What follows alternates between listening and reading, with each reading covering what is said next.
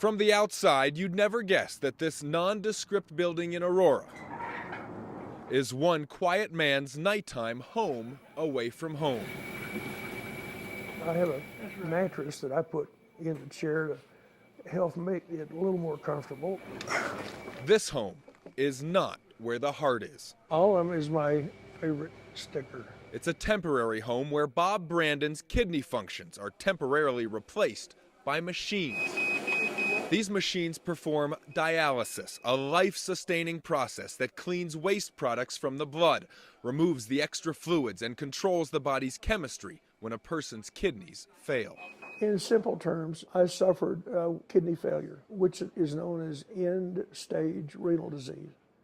End stage means they're gone. They're not going to come back. Brandon's medical cascade began in 2005 after suffering a ruptured ulcer in his duodenum, causing a fall and broken hip.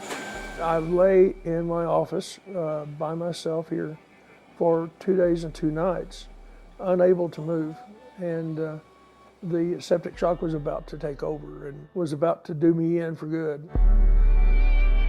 Bob was rescued by a friend and in a coma for 3 months.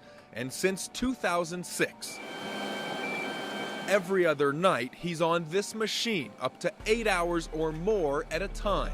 On that machine for 24 hours a week. Every other night. They estimate that it costs our body 1,200 calories per session. And with that exchange is the risk of constant infection. Dialysis is very expensive. And without the help of Medicare and insurance companies, we couldn't do this. You're an inspiration, Bob. Bob and his chairmate, Butch, How you feeling?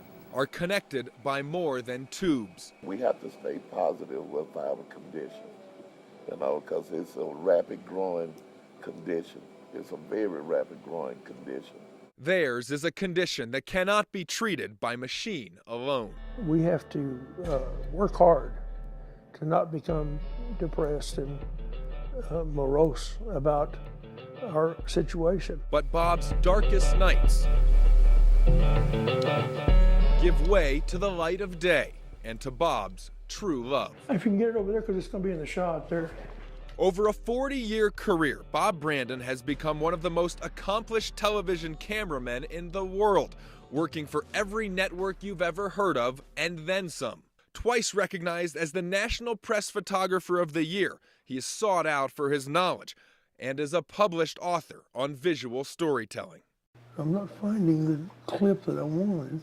I worked very hard in this business to do the things that I've done. And it doesn't come easy.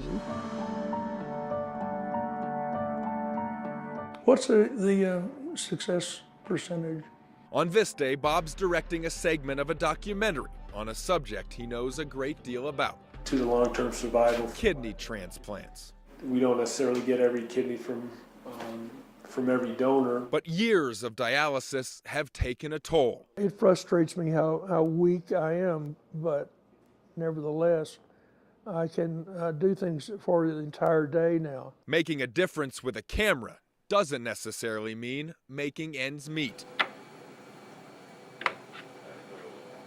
And these sessions can cost up to $1,500 each. It's horrible, I've got creditors calling me. I've got bills out the gazoo, and I can't pay hardly any of them. In this room, healthcare reform isn't political, it's personal. It's just a humiliating thing for someone who has the work ethic that I've always had.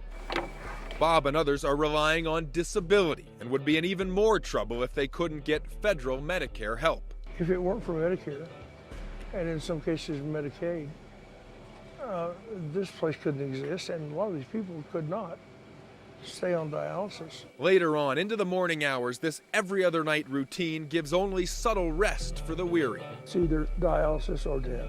Only to be repeated in 2 more nights, again and again, in hopes of a transplant someday. As I walk out of the place, I am actually thinking that I've got 24 hours free. on my own. Push before I have to come back. Let's go home. Each morning I get up, take a deep breath, or as deep as I can take it, and say thank you to the man upstairs.